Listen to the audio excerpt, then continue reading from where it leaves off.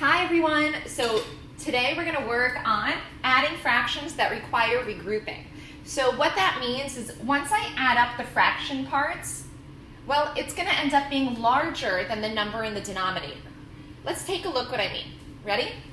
The first thing that we do whenever we're adding mixed numbers is we want to add the whole numbers first. So let's do this. 1 6/7 plus 2 and 4/7. If I were to just add up and down, well, 6/7 and 4/7 make 10/7, and 1 plus 2 is 3. Well, that's great, but the problem here is that 10/7 is an improper fraction, and we can't mix both an improper fraction and a mixed number. So this is the same thing as saying 3 plus 10/7.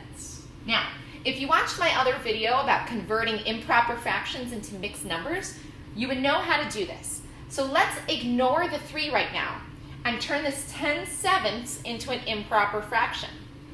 How many times does 7 go into 10? That's right, 1 time with the remainder of 3.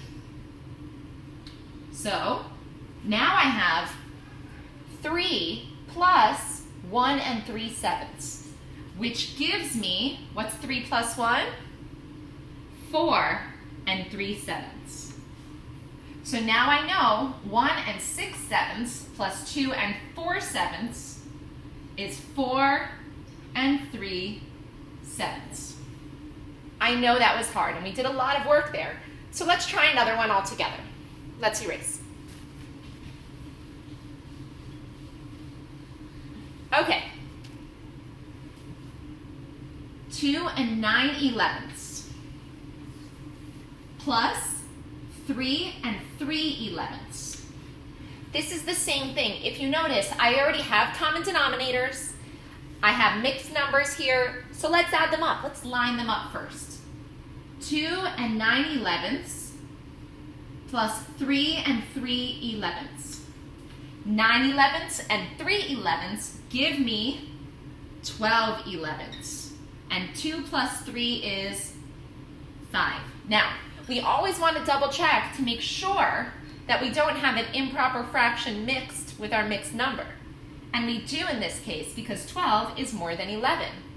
Now, how do we convert 12/11 into an improper fraction? Well, 12/11 is 1 1/11. So now we're going to rewrite this as 5 plus 1 1/11. And that gives me 6 1/11. So 2 9/11 plus 3 3/11 is 6 1/11. I know, it's still a little confusing. The more you practice, I promise, the easier it's going to be. So let's keep going. All of you should be following along and doing the work with me in your worksheets, because if you're not working on your worksheets, there's no way you're going to learn this. So write it down with me. Let's do this together. You should be writing right here. 2 7/12 plus 1 1/4. This one's a little more challenging. Can anybody tell me what makes this problem different than the last 2 problems I've done? Well, if you said they don't have common denominators here, you'd be correct. How can we turn 4 to have the same denominator as 12? We're going to multiply by 3 and multiply by 3. And that would give us both a common denominator of 12. So let's rewrite that entire problem. 2 7/12 plus 1 3/12. Let's do our math.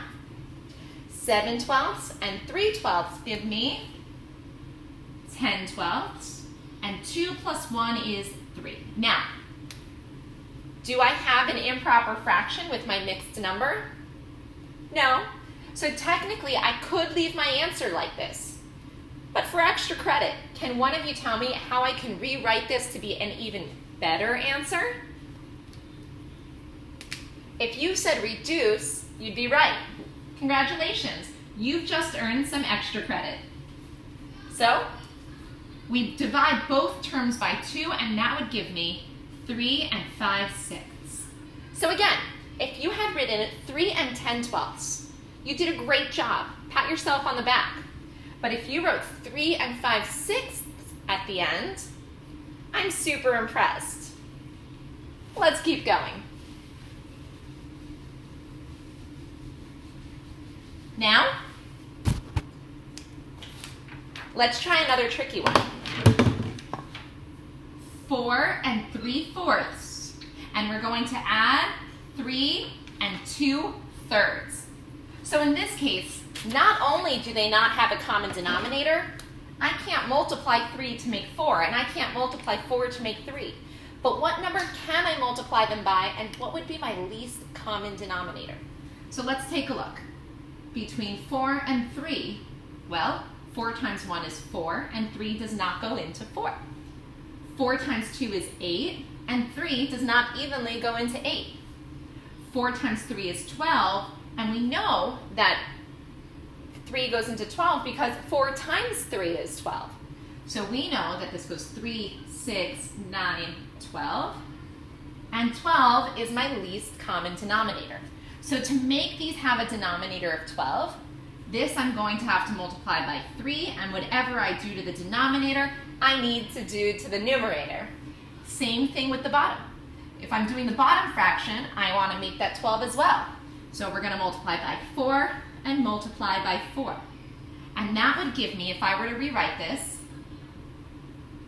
4 and 9/12 plus 3 and 8/12. Now if you notice, I didn't multiply my whole numbers. We're only changing the values of the fractions. Remember, we're writing an equivalent fraction. That means a fraction that has the same value. If I were to multiply my whole number, they wouldn't have the same value because we all know 3 is not the same thing as 12, sorry. So let's add them up. 4 plus 3 is 7, 9 plus 8 is 17 over 12. Am I done? No, why aren't I done? That's right, because this is an improper fraction here. So let's rewrite this. That is 17 over 12 is 1, because 12 goes into 17 one time with a remainder of 5. So 1 and 5/12. And we add the 7 to that, giving me 8 and 5/12. So I know these problems are a lot of work, which is why there's only 6 of them for your assignment. For the next 2 problems, I'm going to go through the answers very quickly on the board, but I want you to try them out on your own. And if you have questions for me, feel free to reach out.